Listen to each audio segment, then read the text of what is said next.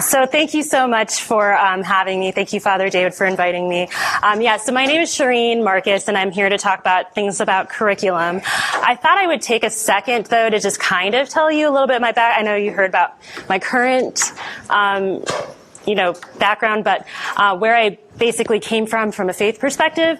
I was I was baptized in a Coptic church. I grew up in Illinois, outside of Chicago, and I grew up without a regular Coptic priest. So we actually went to a Greek Orthodox church.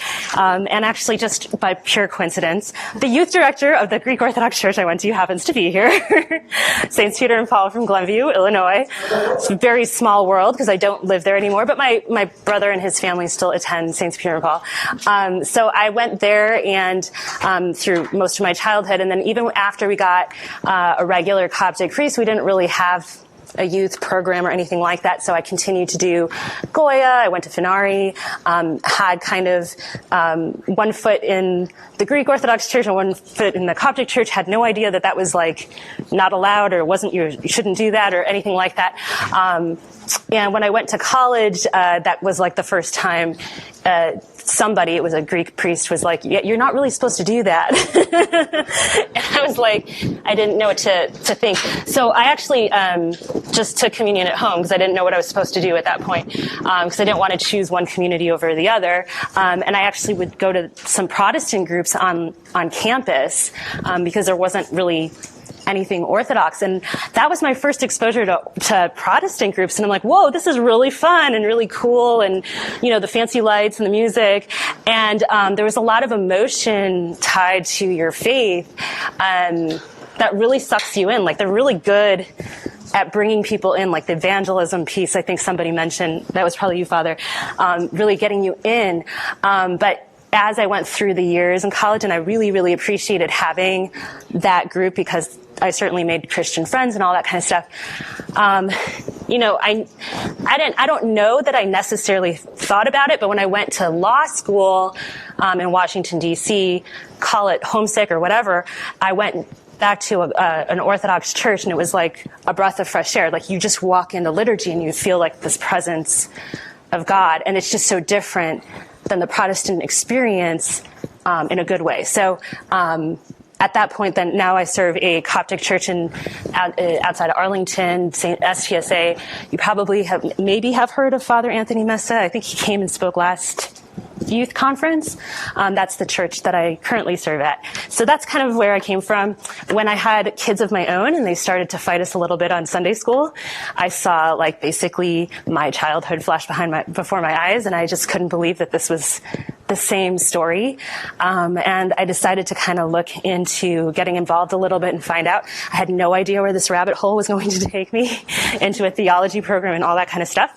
But this is just something that I've always kind of had a passion for. The youth ministry, writing, just like Danielle said, kid silliness. I don't know how else to put it. And I wanted to start off today by sharing a story, and it might sound like it's completely unrelated, but last summer, we were supposed to go on this big international trip, and like many of you, we had to cancel our travel plans because of COVID, and we had to take a road trip instead to local cities, local beaches. So we got in the car and went somewhere. Very first night, we were kind of tired. We left most of our stuff in the car. One of my sons was like, I need my earbuds, and so he went to go get his earbuds out of the car, left the keys in the car. Car was stolen. All of our stuff was inside. Never happened to me before. I know what you're thinking. The earbuds were totally safe. They were perfectly safe.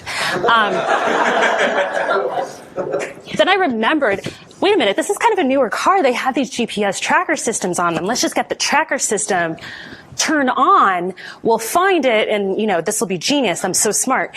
So my husband went, and he's like, well, I'm going to call the insurance. And I'm like, sure, that's smart too. I'm going to call the car tracker system thing. So I did that, and oh my gosh, the process of getting this tracker system turned on was nothing short of ridiculous. So the woman first wanted us to prove we own the car. And I'm like, but I'm on vacation. I'm really far away from my house. And did I mention our car was stolen? So how about this? Turn the car on, the tracker on. don't even tell me where it is. Just tell the police. Like, if I'm lying, I'll go to jail. And she just wouldn't bend on her process. Like, this is the system. You have to prove you own this car or I can't turn the tracker system on. So I'm racking my brain and I go through, DMV and I find an old tax receipt and I'm like, well, I wouldn't pay taxes on a car I don't own. She's like, yeah, I guess that would work. Okay, fax it to this number. So I checked my calendar real quick to make sure it was 2021 because I can't remember the last time I've ever used a fax machine. And I said, wait, but can't I just email this to you? No, we don't accept this information by email. You have to fax it. I'm on vacation. I don't live here. Can you just turn the tracker on? And she's like, no, you gotta fax. So, okay. Had to figure out a way to fax it. Apparently there's apps that make it look like you faxed some, anyway. So I faxed this thing through an app. So I called her back. Okay, it's faxed. Could you turn the tracker on? And she's like, oh, great. Yeah, so we check the faxes once an hour. Am I on a hidden camera show? Can I talk to your manager? Is this a robot or is this a human? And she was serious. She said, we check the faxes once an hour. This is the process. As soon as we check the fax machine and we confirm you own the car, we will turn the tracker on. Tracker didn't find the car. We ended up getting the insurance payout. So why am I telling you this story? By the way, I called the car company to cancel the tracker service. And they asked me, why do you want to cancel the tracker service? And I know that the most logical answer was because, my car was stolen. But I couldn't help mentioning, because you only check your faxes once an hour. I know I'm here to talk about curriculum, and I promise I'm getting to it. But here's the thing. If you could have the most magic resource, the highest quality in the world, the well thought out, best technological development. But if you have these processes in place that handcuff your youth workers beyond common sense, they end up becoming completely useless. This tracker we had was completely useless because of the process that was in place. And I got to tell you, I see this in parishes all the time, and I've talked to a lot of parishes. They have these processes about how they qualify, who gets to teach Sunday school or who gets to be a camp counselor, and they overlook, natural leaders. They have these qualifiers about who gets to advance to the next level in, third grade or fourth grade or whatever it is. And, maybe there's a kid who can memorize the creed, but he doesn't know what the creed means. But, that means he checks the box versus another child who really has a sincere desire to know more and understands the Trinity, but isn't very good at memorizing things, or maybe English isn't their first language. So if there's these restrictions, if there's these processes, and you have to do this before you can do that, it really handcuffs youth workers where they can't use their common sense. They can't look at their youth as human beings, as individual people. So curriculum really has to be defined as a resource, as a tool to help your youth workers be successful in whatever the vision, whatever the mission statement is for your effort, whether it's a camp, whether it is a church school, whether it's a retreat, whether it's a VBS. What is the content supposed to accomplish? And the content is supposed to be a tool, like a hammer, like a screwdriver. It's really going to be the youth workers who have to use that tool to mold it into how it's going to accomplish that goal. And that's what I'm going to say is what I want to talk about first is if you haven't defined what is the purpose, what's the mission statement of your youth ministry effort, that's where you got to start before you even talk about curriculum. Because what's the point of talking about what resources you need if you don't even know for what purpose? And everything that you do, every resource you look at has to be to advance that vision. So I'm going to go through these slides and I'm going to talk about, my work with Bridges to Orthodoxy, but I'm really going to use that as kind of an example of how curriculum can be a resource and how it can be a strategy and how it can be flexible and can be molded into all sorts of different ways to fit whatever your mission statement is. But please don't take that as, a sales pitch, because I really don't want you to ever think that. I don't think there's a one-size-fits-all approach. And I hope that there are tons of curriculum resources out there for parishes to pick and choose, because I don't think every youth ministry effort is a one-size-fits-all, and that would be great to have lots of different choices. So you guys will have a handout that looks like this one. As I'm talking, feel free to take notes, but really want you to think through what your mission statement is for whatever. Yes? If you didn't get one, because I was hoping to pass them out, and I had to go make some more, so I know down in here you guys didn't get any. Yeah. Okay. Well, if you didn't get any, just kind of make 2 columns for now, which is right now you're going to think through at least 3 goals you want to accomplish in whatever your mission, whatever your youth ministry is, whether it's camp or church school, or you're in charge of retreats, or, whatever it is. And then think through whatever resources and limitations you think you have. Oh, well, I have, 2 really committed volunteers, but otherwise I'm really low on volunteers.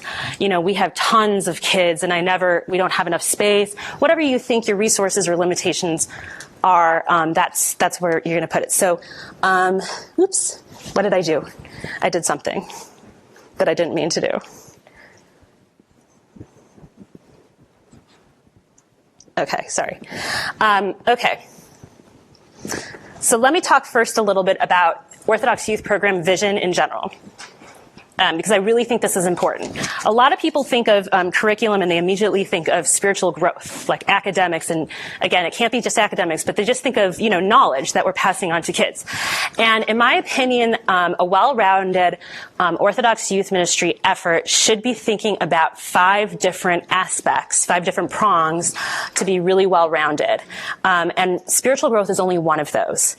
So Sunday school or church school might be the way that you accomplish that, and it might be through your curriculum. But as you're looking at resources, keep in mind the other parts of the well-rounded Christian education. There's the sense of reality of God, and I heard this talk about a lot this week, about this idea that, Christ is real. We have a living God. He's not a fictional character in a book, but someone that we can actually interact with. Are we giving our youth opportunities to understand and feel that presence and interact with the living God, whether it be through, explaining quiet time or explaining the power of prayer, or however you want to accomplish that, but that has to be a piece of what you're doing. Are you explaining to your youth that they're part of the body of Christ, that they're members of the church. They're not consumers of the church. We're not building programs so that they can just come and enjoy themselves.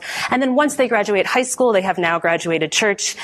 Congratulations. No, they need to be connected to the body of Christ so that they feel like this is their church also.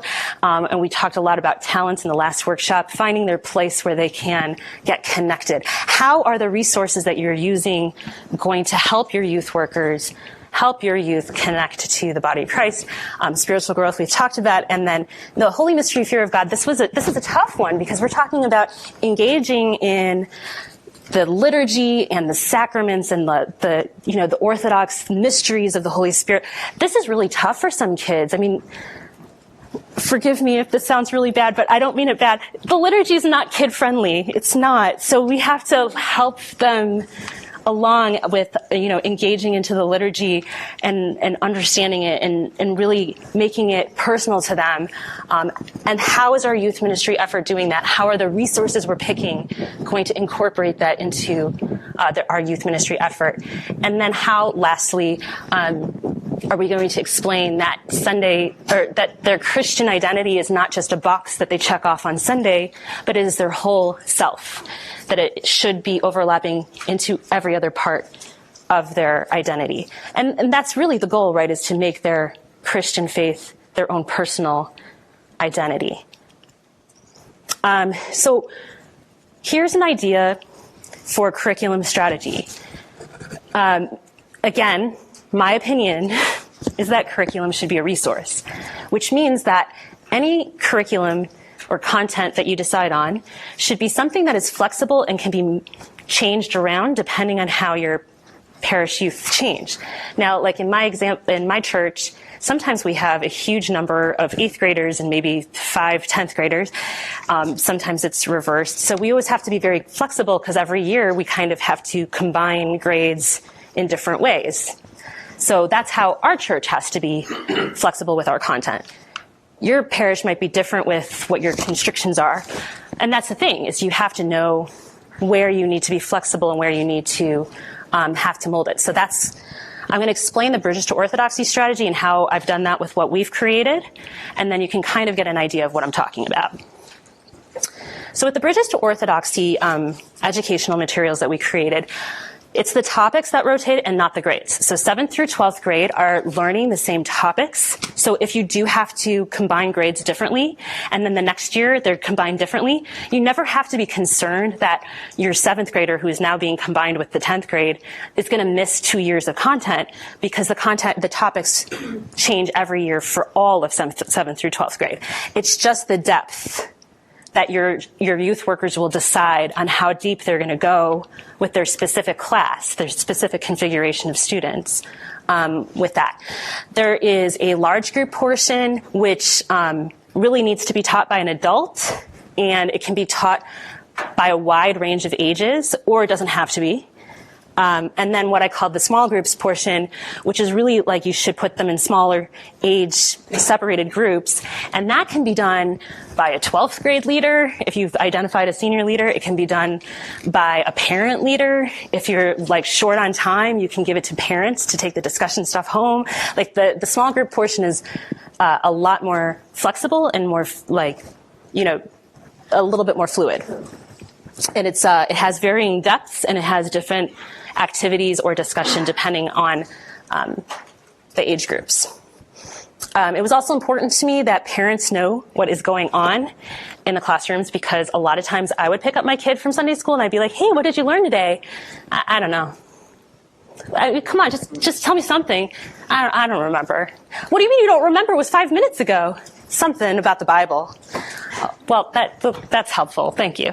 So, one sentence key takeaway is something that's like in one sentence we can tell the parents what that lesson was about. So that was really important to me to incorporate. A little bit further, though, every month is focused on one theme. And I really struggled with this because when you ask teens what do they want to hear about, they always pick like the social topics like dating and gossip and, the stuff that they want to hear about. But if you ask, your parish priest, well, they have to learn about the ecumenical councils. That's really important. The kids don't want to learn about it. They have to learn about the ecumenical councils. It's really important. And, you should also put in stuff about, the liturgy and where the creed came from. That's the same thing, Luna, the creed and the ecumenical council. Anyway, so I knew that the Orthodox faith stuff was really important to, my priest, my parish priest. And for me personally, and for most parents, they want their kids to be able to learn how to study the Bible on their own. So that when they do graduate high school, they go off on their own, they can actually pick up the Bible. And it's not that they're just like reading a couple verses to make their parents happy, but they actually know how to study the Bible. So I was like, there's an easy solution to this. We'll rotate. 1 month it'll be a social topic. 1 month it'll be a Bible-based topic, either a book or a character study. And then 1 month will be an Orthodox faith. And then throughout the whole school year, there'll be an even distribution of these topics, but it'll still be in the same kind of framework, right? Every week we'll have a Bible or a saint story or both, depending on what kind of topic it is. However, when it's not a Bible study, it's not going to be the same book or character that we're looking at. Key takeaway, one sentence explanation of what that lesson was about, and they'll build on each other, as well as some kind of key verse that we're focusing on for that month. And the large group will have approximately 30 minutes of content that you can plug and play, that you can decide to take or leave.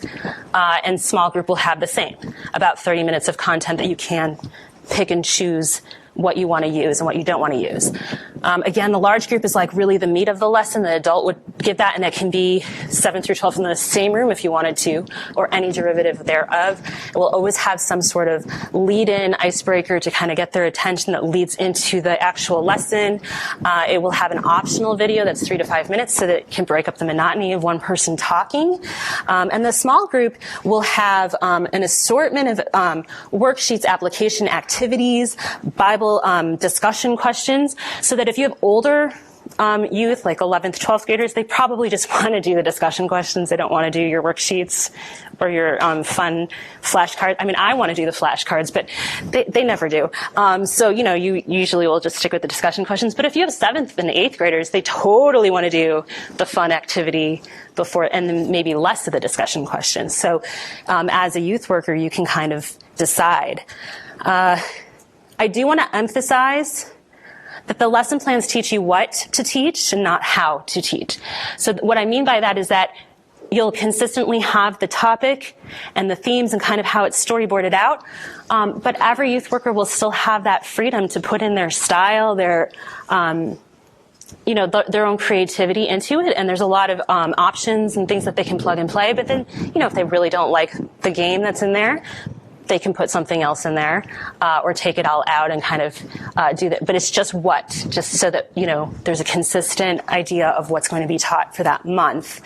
There's a suggested calendar, and if you follow that suggested calendar, it hits the feasts and Christmas and Lent and all that kind of stuff. But if you don't, perhaps you're happy with the curriculum you're using, and it's just the dry subjects like the sacraments or something like that you really need help with, and maybe those are just the ones that you want extra help for, extra content for. There's really no right way to use Bridges to Orthodoxy, and that's really by design. That's the strategy here, is to just basically leave it up to parishes to use it the way they feel is going to be a tool, a resource for their youth workers.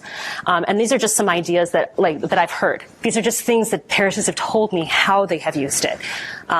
So, you can take a look at them, but these are just some ideas that other volunteers and other youth workers had the feedback they have given me. I've kind of mentioned some of them throughout the presentation. So if we have time, yeah, we do have time. I was going to show you a few of some excerpt examples from the actual curriculum. So if I was doing a large group, I may want to start off with an icebreaker. So this would be an example of an icebreaker.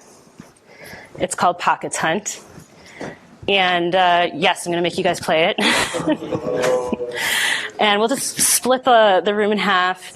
So Father David, to my left, your right, is a team, and then Alexandra, to your left, my right, is a team.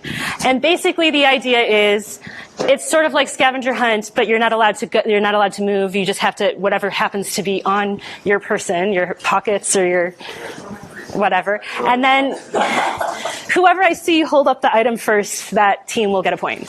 Make sense? Alexandra's team. Cell phone! Steve. I saw Steve first. Okay. And chapstick. I got it. Wait, what? Oh, you guys are out of luck. Oh, yeah. Watch.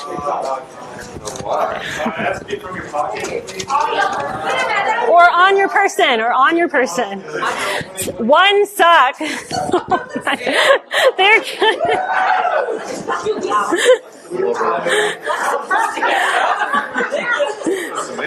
eyeglasses. I think I saw them first. Tissue. Unused. Please. Yes.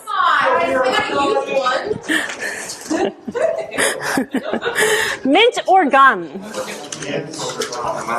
Thank you. Thank you. Yes, thanks. That's great. Thank you. Okay. Jacket.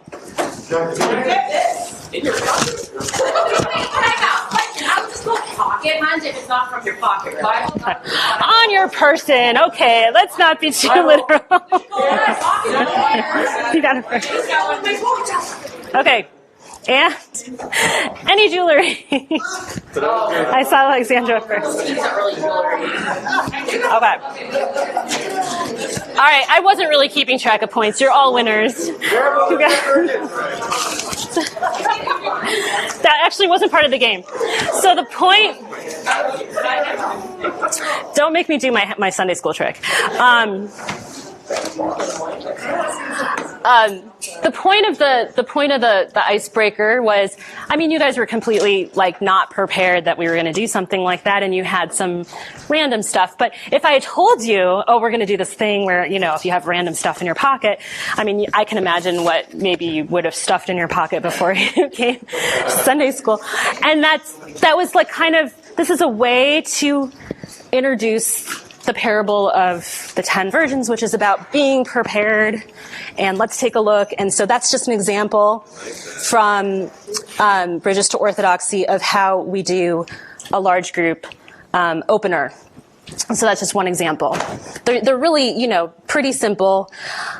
So then we'll have the lesson. They'll do the lesson of the large group, the parable of the 10 virgins. But sometimes you'll want to not talk so much, right? You want to break up the monotony of you talking. And so we have these optional videos. They're like 3 to 5 minutes. And they usually just help assist with the content. You don't have to use them. Sometimes they're a movie clip. Like somebody mentioned Elf when we were eating. I used an Elf clip once where like Buddy was all excited that Santa was coming. Santa's coming! And then Santa came and he goes, that's not Santa. Don't tell him what he wants. That doesn't smell like Santa. And we used that clip like to illustrate like, how did Buddy know that wasn't Santa? Well, because he had a relationship. Like he was friends with Santa. Like he knew Santa. So, you know, I hear all the time, well, how do I know if this is God's will? How do I know? Well, if we get to know God, if we have a relationship with God, we know what God smells like, then we can recognize, you know, the imposter. So, you know, sometimes I use a movie clip. Sometimes I find something on YouTube, like a sermon, or something somebody else made that's really great. You know, there's this one guy that makes these insect movies, clips, that, you know, that my kids get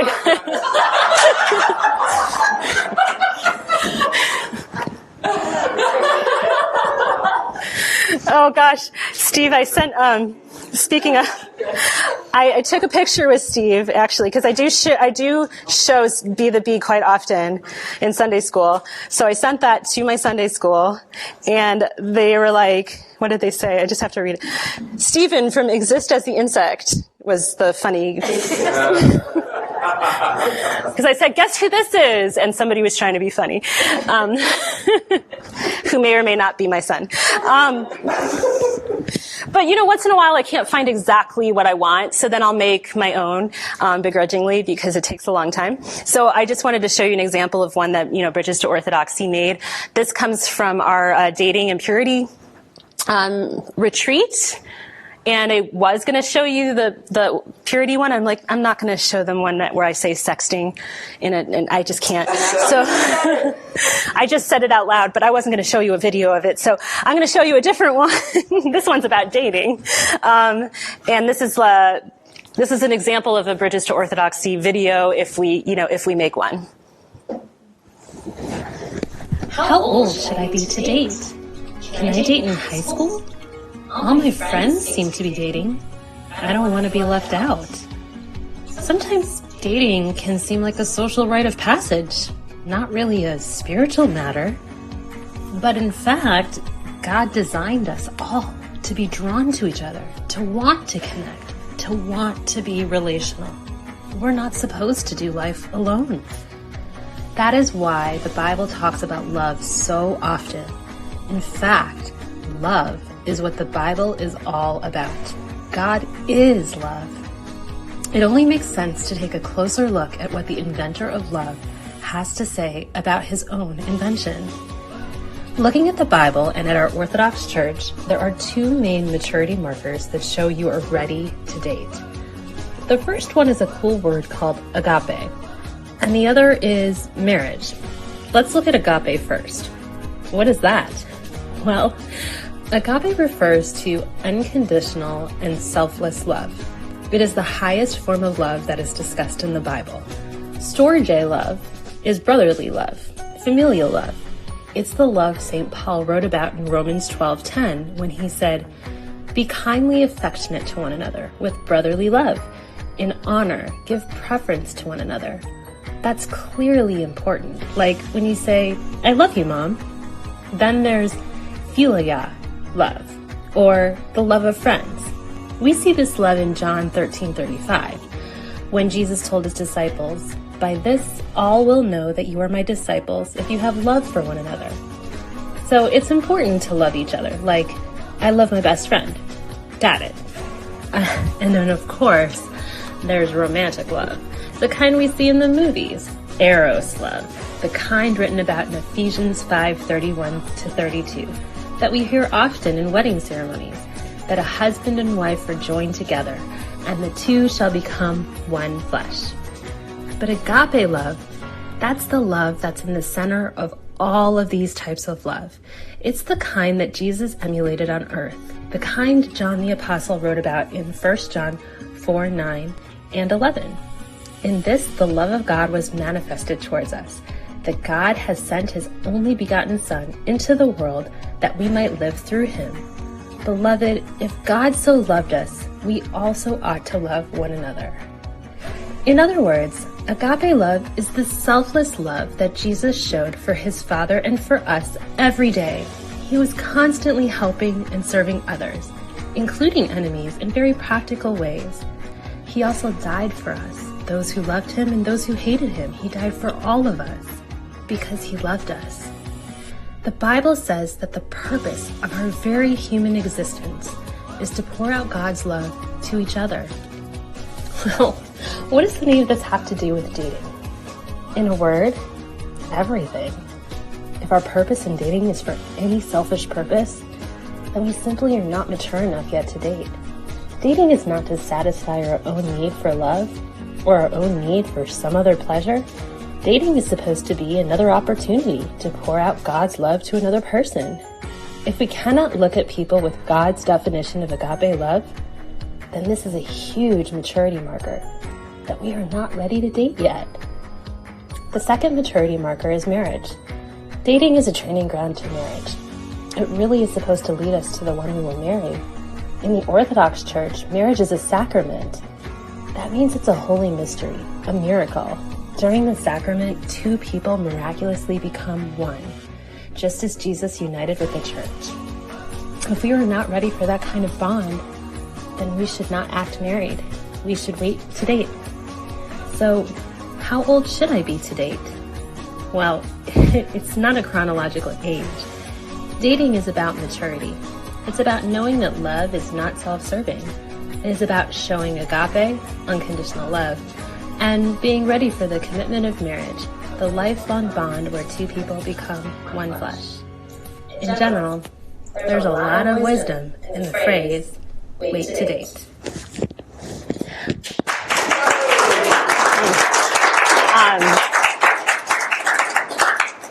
I know that though. And I know you all know that. I feel like I'm teaching Sunday school. But yeah, so that's just an example of a video that we'll make. Some of them are a little bit more cartoonish, but they'll either have like a pencil drawing like that, or they'll be like a very generic looking Sunday school teacher. It does not look like me, I promise, but just usually has my voice, teaching various concepts, with stuff happening behind her. And that's how we do it. If I don't find, a YouTube clip or something like that. That's usually the components of a large group. Is a lesson with an icebreaker with the Bible story or saint story or something like that, and then a video to help along with that. And then there's usually, like I said, the key takeaway, like a bottom line for the day, maybe something about being prepared or that. When they break up into small groups, and you can do this depending on the topic, just by age, or maybe you want to do it by gender.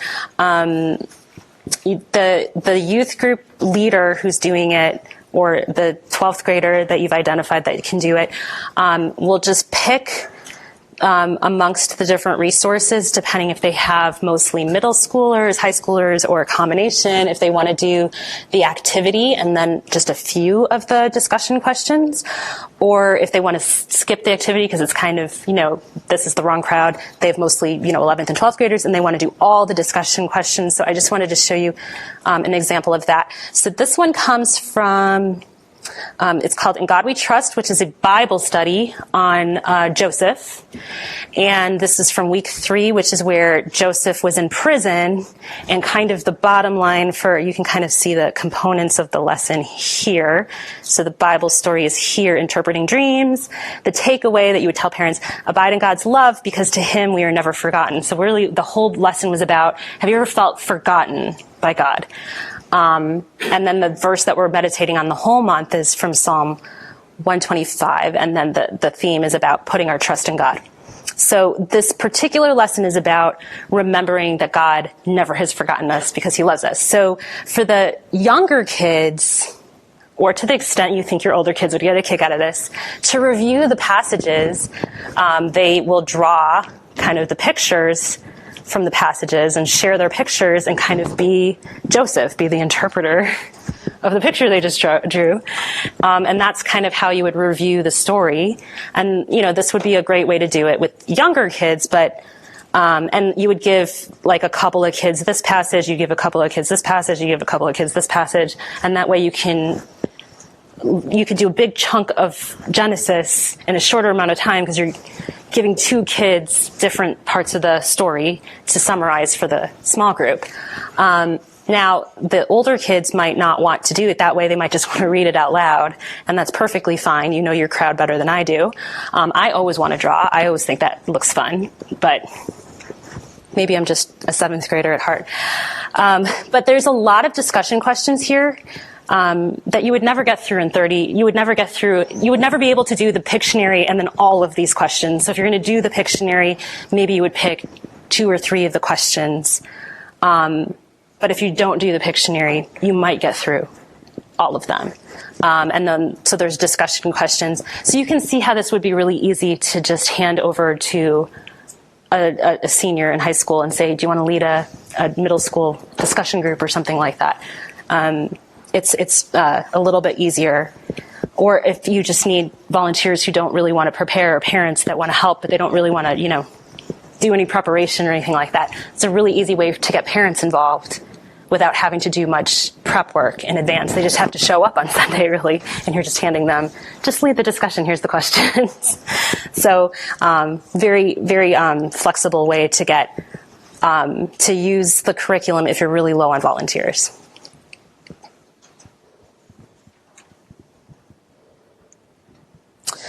So what I did is I created a code. So you can write down YCC 2022 with an exclamation mark.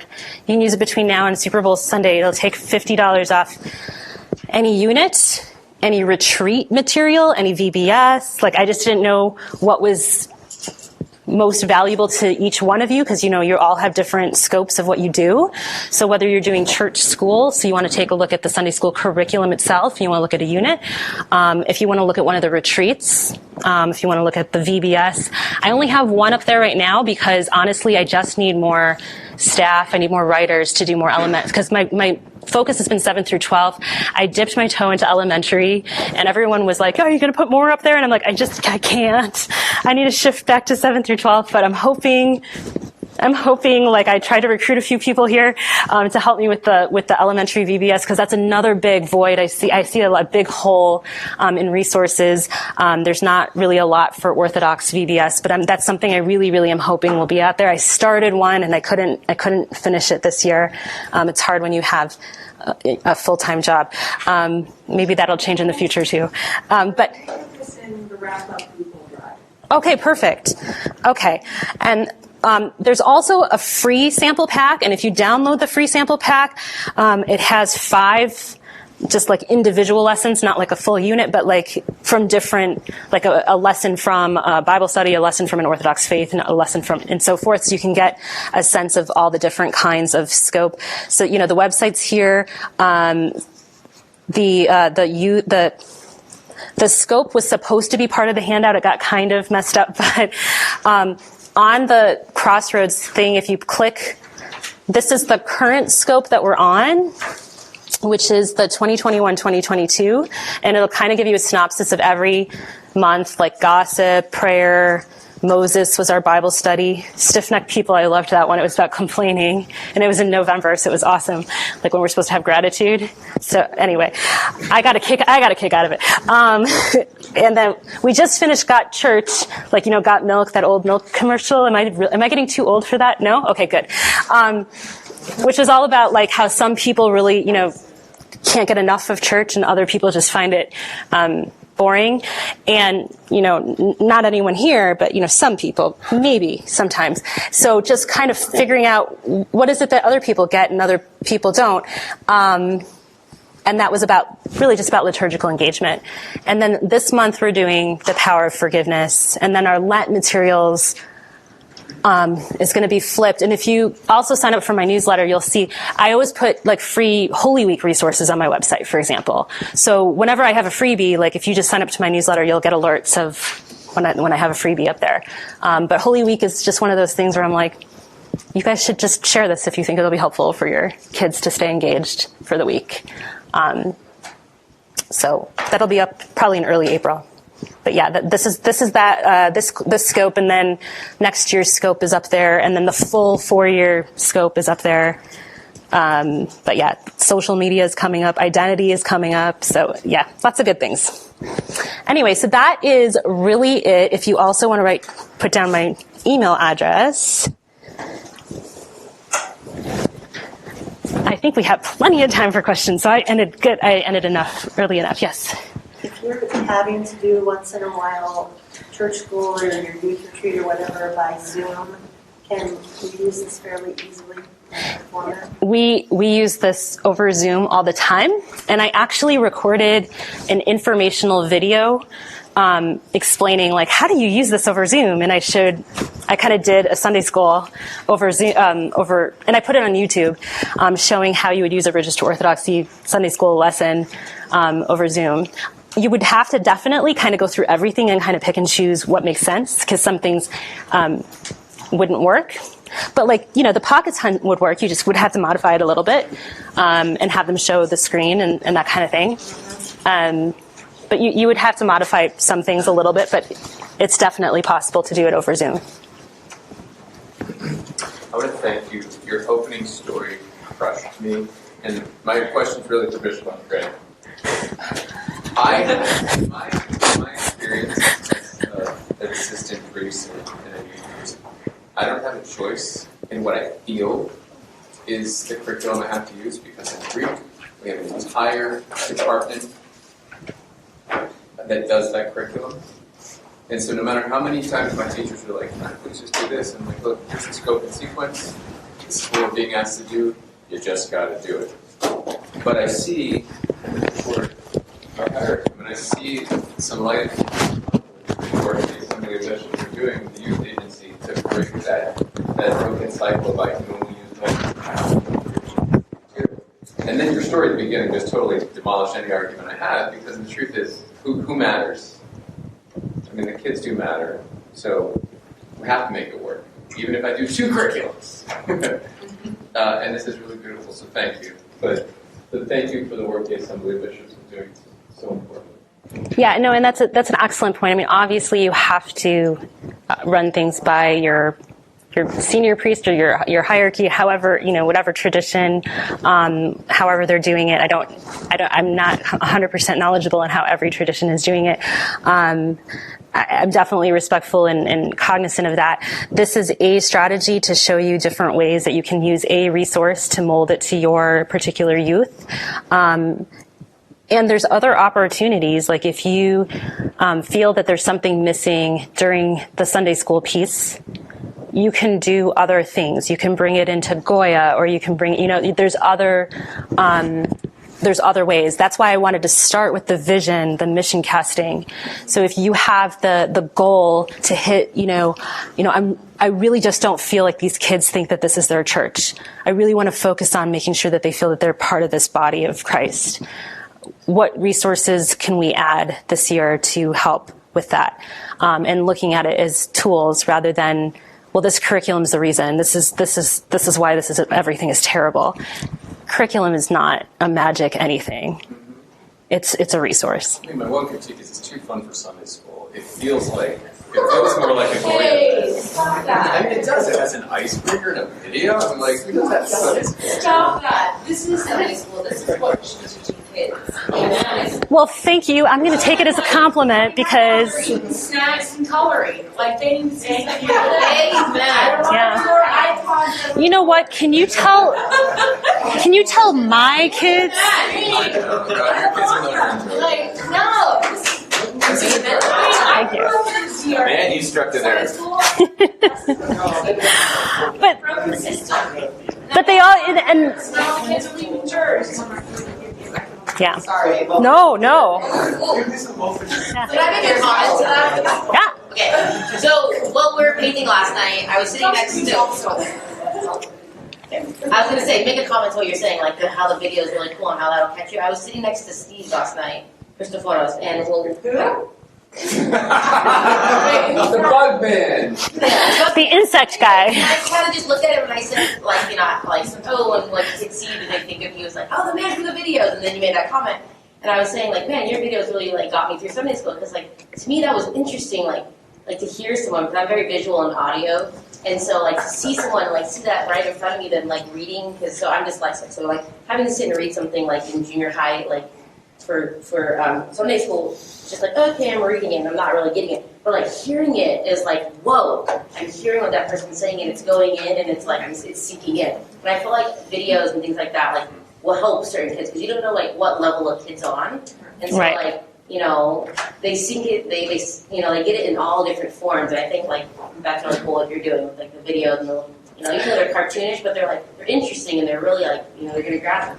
So I remember going home being like, oh, I saw this cool video, Mom, like when you said you asked your kid. And I remember, like, oh, Steve showed this little funny meme in the video and, like, whatever. And it's like, you know, you remember these things and, like. Yeah, and everybody learns differently. That's why I think it's important to have a little bit of in there for everybody, because I'm definitely the games person. Like I resonated with the opener icebreaker, especially if it related to like what we were learning. That was what would hook me. Like, oh, let me pay attention. So, okay.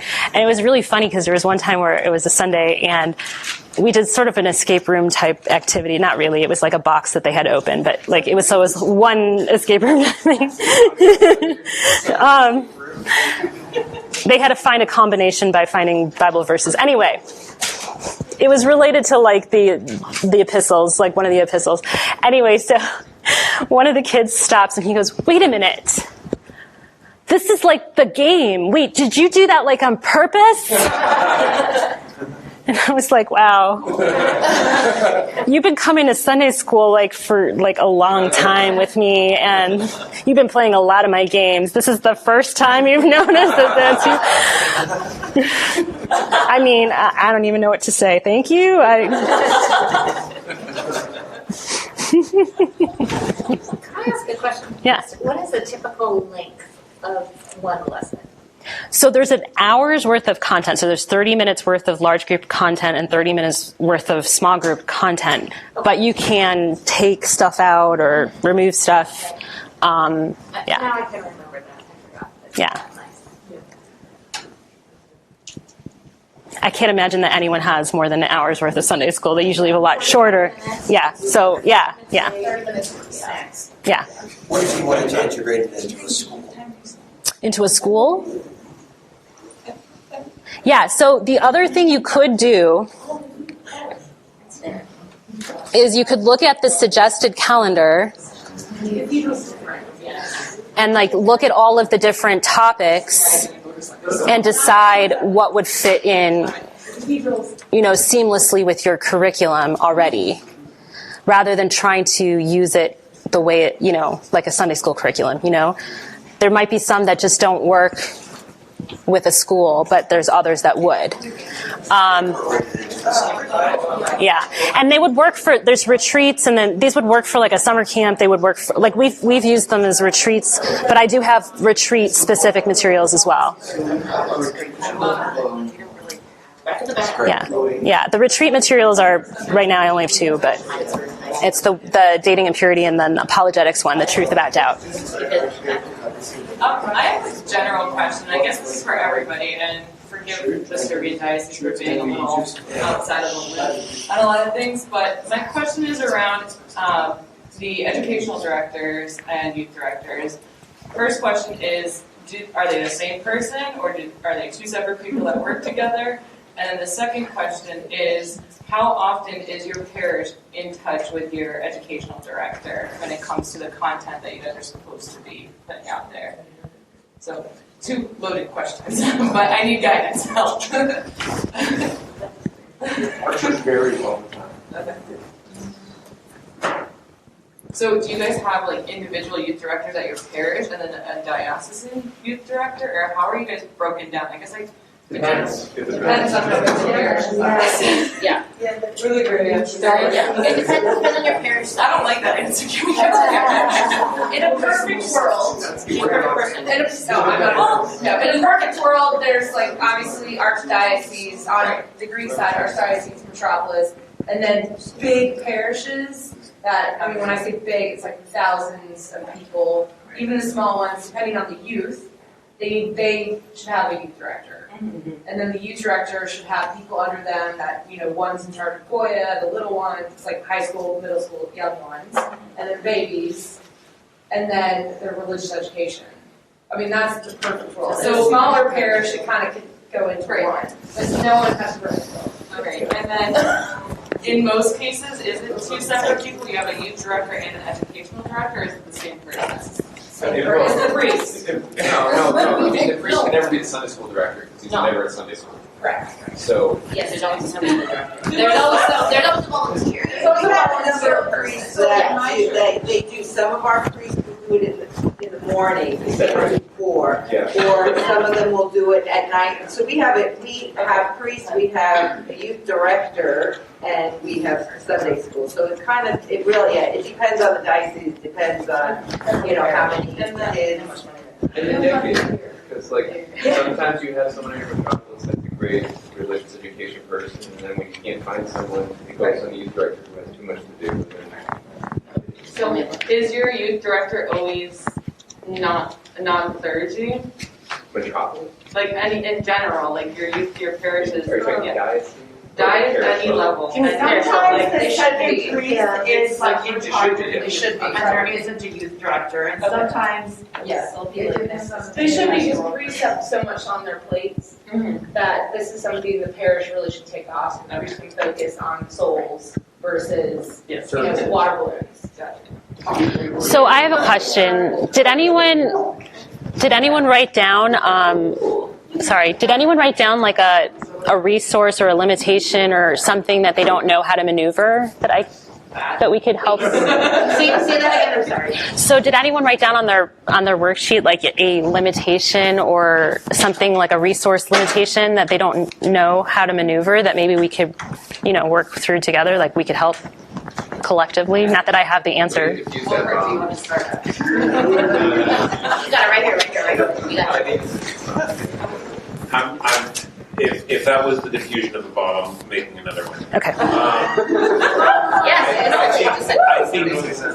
I think that your curriculum looks great. There's a lot of good content there, and I think Sunday school definitely could use inspiring in that direction. So thank you. I wonder about. I'm hearing a but. No. Okay. Don't stop there. Okay.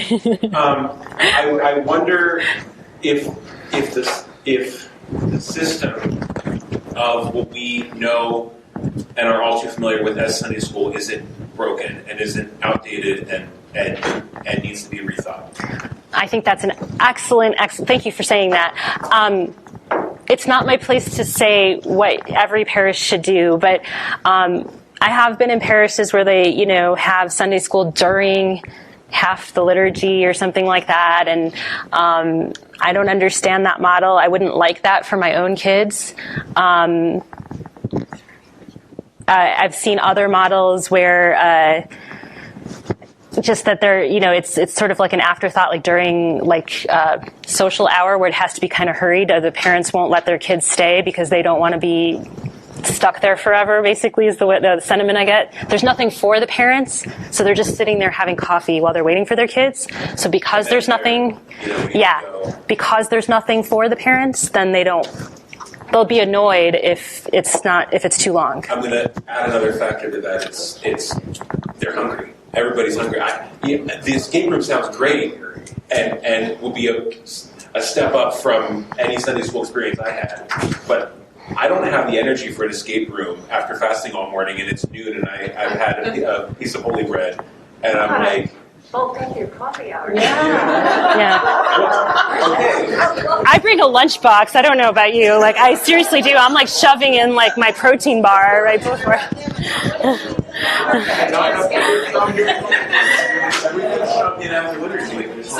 Yeah, but that's a valid point. Some churches, like, they'll meet on Saturdays, but I'm like, man, I don't think my kids would my youth kids would show up on Saturdays. So God bless that church. I don't know if there's an easy answer either, because But this program would work for all different centers. it would, and that was the point. Meeting once a month. You're meeting. Yeah, and that's why I don't put ages on the specific stuff either. Like I did once, like I had the dating and purity, and I was like, and we had like the discussion questions for modesty, and I had put in parentheses like suggested for middle school girls, and my editors like jumped down my throat. And I'm like, what? Why did you put that? Like, I know these guys, and I learned all about Yeezys and really expensive shoes that I'd never heard of, and I'm like, they're like, I've never heard the shoes were more expensive than my wardrobe. Like, I just didn't understand. But yeah, they were like, take the suggested stuff off. The youth workers know their kids. I'm like, okay, fine, makes my life easier. Yeah. Oh, okay. You know how you were saying like Sunday school like shouldn't be like in between like. Oh, I didn't say shouldn't be. I didn't say shouldn't be. I'm whatever the parishes want. Sorry.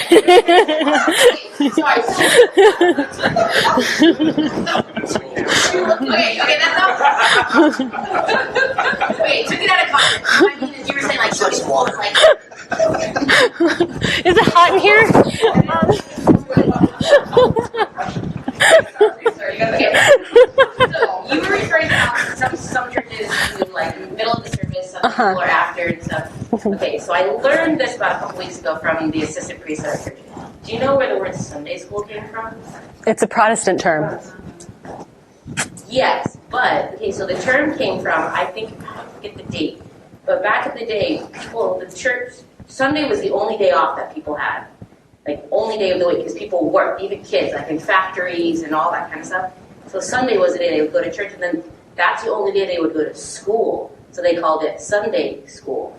Oh, I did not hear that. On Sundays, yes. See, I thought you were going somewhere else. But so the idea of church school or Sunday school came into the Orthodox Church because of the Protestant missionaries, is my understanding. That too, but like, that whole like concept just in general, like Sunday school, because kids. I feel like I said something wrong. You want to correct me? Go. To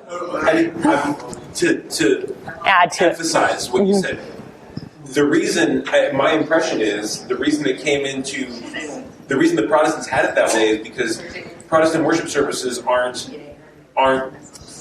They're not liturgical. They're not liturgical, but thank you. So they're like, it's the adults go and hear a preacher, and then the kids go and hear a kid preacher, and everybody's happy, and then it's free babysitting and whatever. Yeah, Sunday school is their church. That's kids' school. Right. That's kids' church. When we're trying to rethink like youth ministry and think outside the box, like let's set aside that framework and say like, okay, the most important thing is for the kids to be in liturgy, and be formed that way, and then Yes. what can we do around that? We do need them in liturgy. And one thing that when you were saying they were hungry before COVID, I mean, I was not against bribing. So we used to have like food in the high school room. Like I brought legit food. Like I brought pizzas. I brought like McDonald's, like Egg McMuffins. I was like, and they came. Yes. And also, I think people have to note there, like Sunday school is structurally tied to an oppressive system of child welfare, warfare. So, Yeah. I was trying to make a joke. So you make a great point, though, that the parents are a big factor, and if there's nothing for the parents, Yes. do you produce materials for parents? Because this would work Do for bridges adults to? very well. No, but our church does. STSA does. That's something Father Anthony is actually very passionate about. It's called The Well, and STSA Ministries, I can probably pull up but all of those things are for free. He's very passionate about it. He actually offers it for free. Write it down. I think it's STSA Ministries, and you just have to create like an account, but you can have access to. Don't you think it's a good idea for the parents to also watch this? I mean, and then have, like, you can have this curriculum and then have a section for, like, what's happening at home. Like, parents, like, go ask your kids this question, and kind of give. So at dinner, hopefully a Sunday dinner, it's not like what you learn. It's like, hey, I have this question about what you did learn. Ooh. Can I make a comment about that? Sure. I think when we do adult education, I think that I personally would like to step away from calling it parents. Because there are a lot of people who are not parents, who are never going to be parents, or their kids are 60 years old. And so, like, I would love there to be something parallel that has nothing to do with social status. Married, not married. Right. So the Well has nothing to do. It's just for adults. It's just adult education. It just happens to be at the same time as Sunday school. So the adults go to that, and sometimes we try to mirror what they're doing, but like the thing is, teens have to like learn about certain topics, and adults have to learn about certain topics. So sometimes it's not possible. But there's certain times of years where we think it's valuable, and Father Anthony will be like, "Could you try and we're doing a series over Lent about X. Could you maybe work that in to like liturgical engagement?" He liked that we were doing that in January, so he actually worked that into the Well for January. But usually it's the other way around. It's not that way. He doesn't usually follow me. I have to follow him. But it was pretty cool though. Like I'm like, oh good, I don't have to do any extra work. But yeah, there's certain times a year where it's really nice that the kids and the parents are all learning the same thing. But they have different purposes, like you said, because there's parents, there's singles, there's people who don't have kids or they had kids, but now they're all grown up. So they're all walks of life. I will say that with Bridges to Orthodoxy, we do have parent materials we call it difficult conversations. So for the difficult conversations, right now there's only the two retreats. There's the dating and purity, and then there's something called the truth about doubt, which is our apologetics retreat. It has a parent guide, and it's up to you. You can do a parent meeting either before or after the teen retreat that summarizes what the kids learned and kind of gives them some guidance on how to continue that conversation at home. Especially with dating and purity, there's some things that like I refuse to answer the question, like go ask your parents. Here are the parameters, but as far as your family rules, that's between you and your parents. And then the parent guide just basically says, we taught them up to this point. Now you have to make some ground rules with your kid. Here's some, suggestions. And like we brought in a lot of different people to help me with this that child psychologist, someone who has like a medical background. I'm trying to remember who else. Priest, of course, clergy look at this stuff, but priest's wife, who's really passionate about this particular topic, helped me write a bunch of it. She's the one that yelled at me about the modesty thing. She said, take the girl out there. There's lots of boys who need this discussion too. And then she was really like, this is not a female topic. This is a female and a male topic of modesty. Because I had the conception, I grew up thinking that was a female topic, modesty, but So I learned something new. But anyway, so yeah, STSA Ministries has some stuff for adult education. That's a good question. Anyone else have any other limitations or hurdles that they were thinking they didn't know how to maneuver that we can talk about? Okay. I think I'm way over my time. I'm sorry. Thank you guys.